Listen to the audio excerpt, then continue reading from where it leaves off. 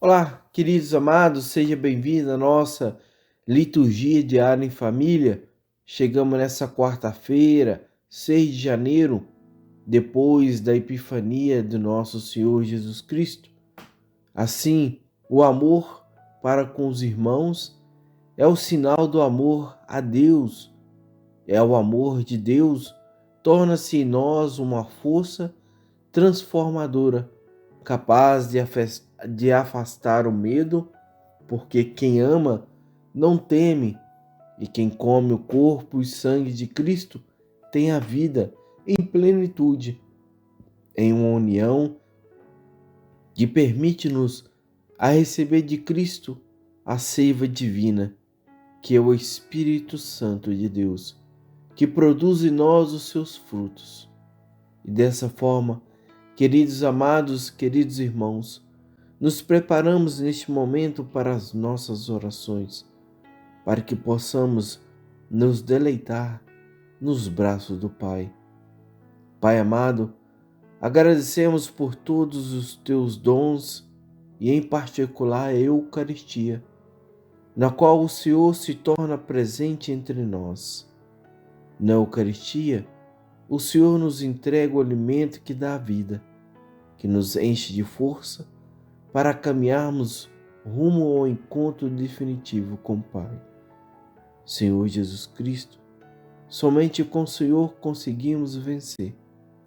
A Ti, ó Pai, toda honra e toda glória, hoje e sempre. Amém. Primeira leitura. Leitura da primeira carta de São João. Caríssimos, se Deus nos amou assim, nós também devemos amar-nos uns aos outros. Ninguém jamais viu a Deus. Se nos amamos uns aos outros, Deus permanece conosco e seu amor é plenamente realizado entre nós. A prova de que permanecemos com Ele e Ele conosco é que Ele nos deu o seu Espírito, e nós vimos e damos testemunho que o Pai enviou seu Filho como Salvador do mundo. Todo aquele que proclama que Jesus é o Filho de Deus, Deus permanece com ele, e ele com Deus. E nós conhecemos o amor que Deus tem para conosco, e acreditemos nele. Deus é amor. Quem permanece no amor, permanece com Deus, e Deus permanece com ele. Nisto se realiza plenamente o seu amor para conosco, em termos plena confiança no dia do julgamento, porque, tal como Jesus, nós somos neste mundo. No amor não há temor. Ao contrário, o perfeito amor lança fora o temor, pois o temor implica castigo, e aquele que teme não chegou à perfeição do amor. Palavra do Senhor, graças a Deus. Salmo responsorial, Salmo 71. As nações de toda a terra hão de adorar-vos, ó Senhor. As nações de toda a terra hão de adorar-vos, ó Senhor. Dai ao Rei vossos poderes, Senhor Deus, vossa justiça aos descendentes da realeza. Com justiça ele governe o vosso povo, com equidade ele julga os vossos pobres. As nações de toda a terra hão de adorar-vos, ó Senhor. Os reis de Tarses e das ilhas hão de vir e oferecer-lhe seus presentes e seus dons. E também os reis de Seba e Sabá hão de trazer-lhes oferendas e tributos. Os reis de toda a terra hão de adorá-lo, e todas as nações hão de servi-lo. As nações de toda a terra hão de adorar-vos, ó Senhor. Libertará o indigente que suplica, e o pobre, ao qual ninguém quer ajudar. Terá pena do indigente e do infeliz, e a vida dos humildes salvará. As nações de toda a terra hão de adorar-vos, ó Senhor. O Senhor esteja convosco, Ele está no meio de nós. Proclamação do Evangelho de Jesus Cristo segundo Marcos. Glória a vós, Senhor. Depois de saciar os 5.000 homens, Jesus obrigou os discípulos a entrarem na barca e irem na frente para Betsaida, na outra margem, enquanto ele despedia a multidão. Logo depois de se despedir deles, subiu ao monte para rezar. Ao anoitecer, a barca estava no meio do mar e Jesus sozinho em terra. Ele viu os discípulos cansados de remar, porque o vento era contrário. Então, pelas 3 da madrugada, Jesus foi até eles andando sobre as águas e queria passar na frente deles. Quando os discípulos viram andando sobre o mar, pensaram que era um fantasma e começaram a gritar. Com efeito, todos os tinham visto e ficaram assustados, mas Jesus logo falou: coragem, sou eu, não tenha medos. Então subiu com eles na barca e o vento cessou.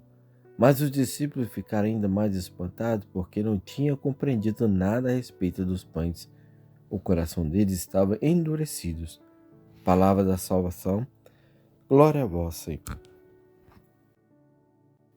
Louvado seja o nosso Senhor Jesus Cristo, para sempre seja louvado.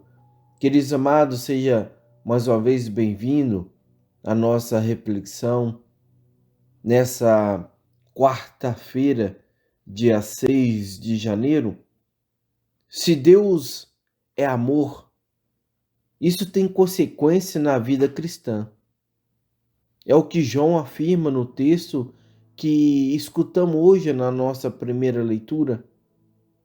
Primeiro, para conhecer a Deus, o amor recíproco é o caminho mais excelente. Este amor é o meio mais eficaz para que o amor de Deus permaneça nos fiéis como uma marca registrada. Segundo, é ter o Espírito Santo, que é o dom que nos guia no caminho interior de nossa vida espiritual. O terceiro é a fé em Jesus Cristo, o Salvador do mundo. Quem confessa que Jesus é o Filho de Deus, Deus permanece nele e ele em Deus. Só quem acredita no Filho de Deus, feito homem, conhece e ama a Deus.